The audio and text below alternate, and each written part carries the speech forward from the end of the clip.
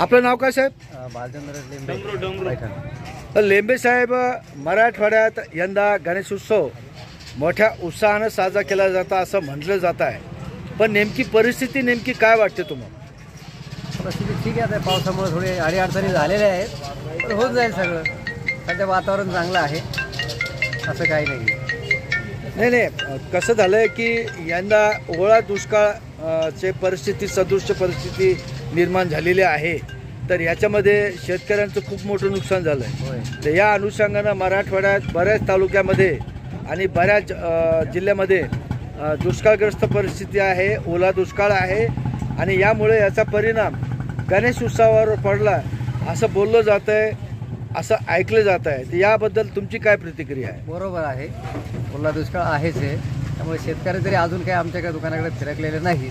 आता उद्या समजेल काय नेमकं, आज काय सांगता येणार. बरं, आता तालुक्याच्या लेवलवर जर विचार केला तर पैठणला तसं पाहिलं तर गणेश मूर्त्यांच्या अनेक दुकानं आहेत, तर यामध्ये आपल्याकडे ग्राहक कसं आहे सध्या? तर गिराईक दरवर्षीप्रमाणे आहे, समाधानकारक आहे सध्या तरी.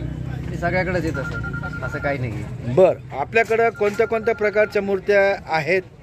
आमच्याकडं कमळावर बसलेले आहे, मोरावर बसलेले आहेत, त्याच्यानंतर महादेवाच्या पिंडीवर आहे, गाडीवर बसलेले आहेत, चंद्रावर बसलेले आहेत, त्याच्यानंतर जास्वंदीच्या फुलावर आहेत. अशा पुष्कळ प्रकारच्या मूर्त्या आमच्याकडे, म्हणजे सर्व प्रकारच्या मूर्त्या आपल्याकडे आहेत.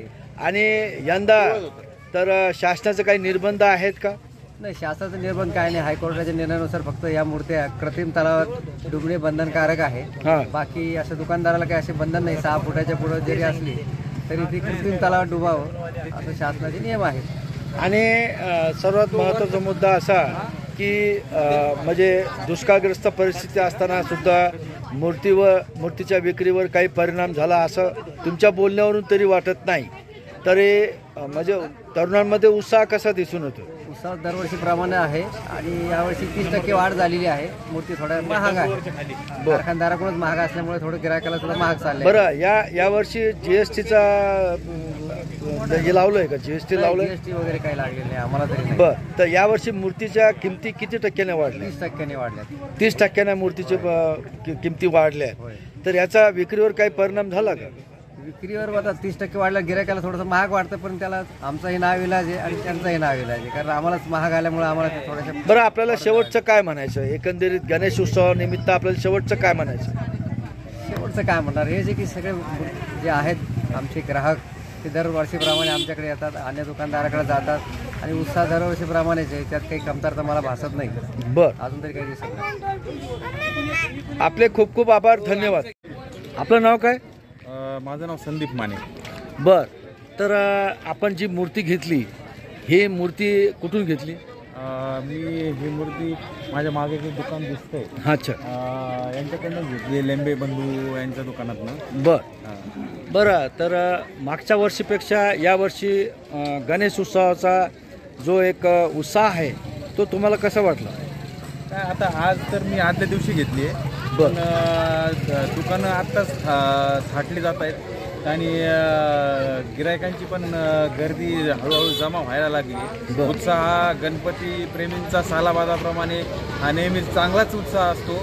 आणि पण दुसरीकडं असं बोललं जातं की शेतकऱ्यांमध्ये, ग्रामीण भागामध्ये गणेश उत्सवाचा उत्साह हा कमी आहे. त्याचं कारण आहे की यंदा पावसाळ्याचं पाणी जे खूप झाले, पाऊस जास्त झाल्यामुळे ओला दुष्काळ जाहीर करा अशी एकीकडे शेतकरी मागणी करतायत. यामुळं याचा काही परिणाम गणेश उत्सवावर झाला असं तुम्हाला वाटतं का? नाही, शेतकऱ्यांचे तर नक्कीच या पावसामुळे भरपूर नुकसान झालं. मी शेतकरीच आहे, माझंही खूप नुकसान झालेलं आहे. माझे मोसंबीचं किंवा जे सरकीचं पीक आहे, सरकीच्या पिकात तर सगळं पाणी वगैरे होतं आणि रोगराई सततच्या पावसामुळे. बरं, तुमचं नुकसान झालं असताना सुद्धाही तुम्ही जोमाने गणेश बाप्पाची मूर्ती खरेदी केली, मोठ्या उत्साहानं तुम्ही हा उत्सव साजरा करणार, तर शेवटचं काय म्हणायचं आपलं? मला एवढंच म्हणायचं की आता शेतीचं नुकसान होऊ किंवा फायदा होऊ, पण आमचं गणेशाबद्दलचं जे प्रेम आहे ते आम्ही दरवर्षी सारखंच प्रेम त्याच्यावर करणार. त्यामुळे सध्या बाजारपेठेत थोडे मूर्तींची किंमत मला जास्त वाटते आहे. गेल्या वर्षीच्या तुलनेमध्ये. पण गणेश प्रेमामुळे आम्ही म्हणजे एकंदरीत आपल्या बोलण्यावरून असं जाणवतं की कितीही दुःख आणि कितीही सुख असलं तरी बाप्पावरचं प्रेम आणि बाप्पावरची भक्ती हे जनमानसात कमी झालेली दिसत नाही, उलट ती वाढलेली दिसते. आपले खूप खूप आभार, धन्यवाद. आपलं नाव काय? जयश्री बोंबले. जयश्री बोंबले. जयश्री बोंबले मॅडम, आपण आत्ताच एक गणपती मूर्ती खरेदी केली. यंदा गणेश उत्सवाचा उत्साह कसा वाटतो तुम्हाला? काही फारसा एवढा काही वाटत नाही बरं का. खूप अत्यंत जरा परिस्थिती नाजूक वाटते बरं का. त्याचं कारण जे आहे तर ओला दुष्काळ आहे असं तुम्हाला म्हणायचं आहे. तर ओल्या दुष्काळामुळं म्हणजे गणपतीवर त्याचा परिणाम कसा वाटतो तुम्हाला? 100% होणारच आहे. बरं, तर आता मी बऱ्याचशा दुकानामध्ये गेलो, बघितलं तर मूर्त्यांची खरेदी ही कमी होत असल्याचे निदर्शनास आलंय. तर याबद्दल तुमचं काय म्हणणं आहे? त्याला कसं आहे, काही अशा अडचणी शेतकरी लोकांमुळे व्यापारी लोकांवर पण हा परिणाम होतो बरं का. बरं, इतका असताना सुद्धा आपण मूर्ती खरेदी केली तर सालाबाद प्रमाणे आपण गणपती उत्सव हा उत्साहातच साजरा करणार. तर शेवटी आपल्याला काय म्हणायचं? आपला हा जो सण आहे, महाराष्ट्रीय सण, हा आपला हक्काचा सण आहे. हा आपण कितीही अडचण असेल तरी आपला हे गणपती उत्सव हा करावाच लागणार आहे. कारण आपलं म्हणजे एकंदरीत तुम्हाला असंच म्हणायचं आहे की कितीही दुःख सुख आलं किंवा आपण कोणत्याही परिस्थितीत असलो तरी आपण गणपती बाप्पाची भक्ती तेवढ्याच उत्साहाने तेवढ्याच भक्तीनं आपण करतो, असंच तुम्हाला म्हणायचं आहे. आनंद मानावाच लागतो. भगवंताचा जो आनंद आहे, त्या भक्तीमध्ये जो आनंद आहे, हा कुठेच आनंद नाही. त्यामुळे हा आपल्याला सण अगदी आनंदाने साजरा करावाच लागतो. आपले खूप खूप आभार, धन्यवाद.